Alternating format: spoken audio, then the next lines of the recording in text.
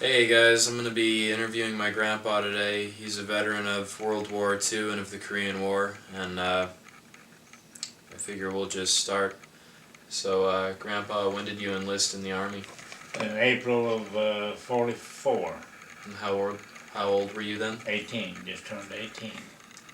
Where'd you go to get your training? Camp Hood, Texas. And where'd you go after basic training? Uh, Fort Benning, Georgia. And, when did you leave on your first tour? Uh, well, I went to Fort Benning, Georgia. I joined the Airborne. After you finish your basic training, which was at that time 17 weeks, and then you could sign up for a specialty course, which I did. I signed up for the paratroopers, and that was I forgot how many weeks, 12 or weeks of that. And then I signed up for a special to be have a specialty, which I took demolition, explosives, in other words. And that was I believe, a 6-week course. And then our outfit shipped out to Germany. I was over there till June of '46, I guess. And that's when I came back home and was discharged up here at Fort Sheridan in Chicago. I was with the 82nd and the 101st Airborne while I was overseas. And after the war, I hadn't been there near as long as a lot of those fellows had. And so they got to come home first, and the one of us that hadn't been there that long, we had to pull guard duty. And so we went to the headquarters, like in Frankfurt, Germany, which was the Allied headquarters, and you dressed up in your white gloves and your white scarf and all that stuff, and you stood outside the door, and you had to salute every lieutenant and general and what have you. So you spent your time taking that M1 rifle and all this all day long that went on, and you were on 4 hours. I think it was 4 hours at a time, and then you got off for an hour, and then you did another stint. Well, that's how that's what I did up until we came home. Then you went back out to Korea? I started farming, and I farmed for 3 years, 4 years, and the Korean War broke out, and I had been in the reserves, and Harry Truman made it retroactive. In other words, he took me back in, even though my term had expired. Well, they took me back in, and here I was with 100 head of hogs, 150 acres of corn and beans, about ready to be harvested, and they gave me 1 month to get all of my stuff taken care of and go back down to Fort Hood, Texas again. And I was there 1 month, and then they sent me to Korea. They sent us there because they didn't have enough soldiers trained to go down there, and, so they called in a bunch of us reservists, and we were to be there until they could get somebody trained and get them there and relieve us. And I was the first reservist that was in I think it was I forgot what the name of the infantry, but the regiment was. But anyway, I was the first one in there, and 11 months, I guess it was, I was the first one out. And after I got out, they stopped it. The next guy didn't get out for about almost another year. So I was pretty lucky. I was that second time I was only in about 11 months in Korea. So, of the equipment that you used in Europe and in Korea, does any of the equipment stand out as being your favorite, or? No, you were an infantryman first, and a paratrooper when they needed you to jump. But otherwise, you were just a plain infantryman, and we had an M1 rifle.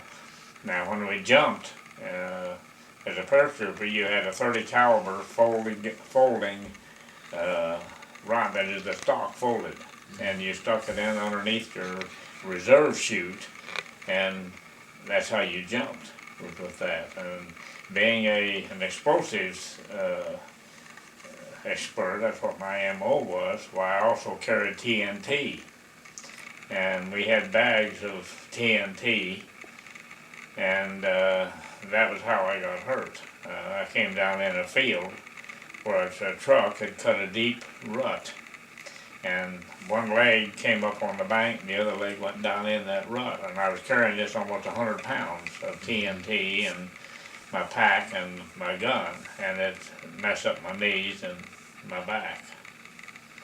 And I didn't even go to the hospital. I knew if I went to the hospital that I wouldn't, because we were just ready to where they're going to send us out on furlough to come home. And I knew if I went to the hospital that my unit would leave without me, and I wouldn't get to come home on the furlough either, you know, until, so my buddies would help me up the stairs and in and out of a truck and so on until I could do it on my own. And I went to, came home for, I've forgotten what it was, 10 days or whatever, and then went back to Texas, and then we shipped out and went to Germany. So I've been in several countries over there. We're in Germany and Austria, Belgium, Switzerland, France, England, Scotland. And we went over on, at that time, it was the third biggest ship that I guess was afloat, and they had turned it into a ship carrier, and that's when the U-boats were sinking all those ships, carrying supplies and troops over to England. So they went way up north to go around, and we got into a storm, and this ship, like it was 2 blocks long or whatever, and you could stand on the deck out there, so on the third deck or whatever, and look up like this to the top of those waves.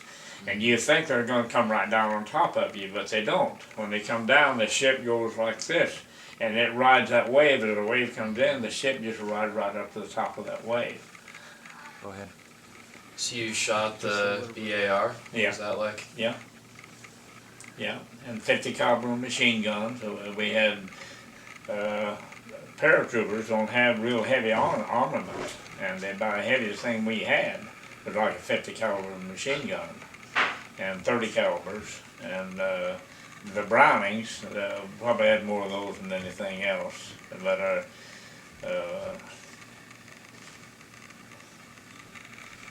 and that's all I have. Well, you have your tank weapons, you know, your anti-tank thing, but that's just a specialty thing, and you don't carry those things around with you all the time.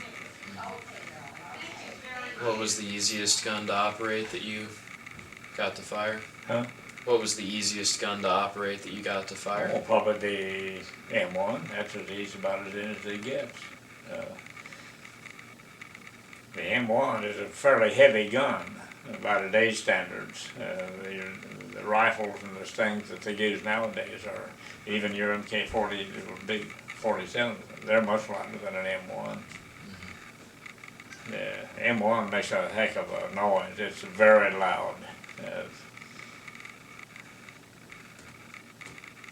What was your sidearm? I didn't have a sidearm. Only officers, or? Also, yeah, the officers had 45, so that's similar like what Logan has. And your motorcycle troops and so on and so forth, they all carried those too. Would you care to tell the story of how you got a hold of this? Hmm? Would you care to tell the story of how you got a hold of this? It was from an officer. Their officers carried them, and the motorcycle troops carried them. And this came from an SS officer. Turn it sideways so we can see it. And how'd you get this one home? How'd you get this one home? Oh, you could send one gun home. You had to get a permit, and that's how you couldn't take it with you. You had to mail it home. Did you tell him about the gun that was stolen from you? No, I had another gun that I got, which was a Beretta 32, and I couldn't bring it or couldn't send it. But I had I got a camera over there that had a tripod, something kind of like what Jeff is using, and I took the gun apart, so it didn't look like a gun, and I stuck it in the tripod, and mailed that tripod and that camera home, and they actually didn't pick it up, so I got it home, and my dad was showing the gun to wasn't a family member, a friend of the family, and he wanted it worse, I guess, than I did, because he made off with it, and it was the end of that. Done? Thank you for letting me interview you. It was fun. Now, will that be on a tape?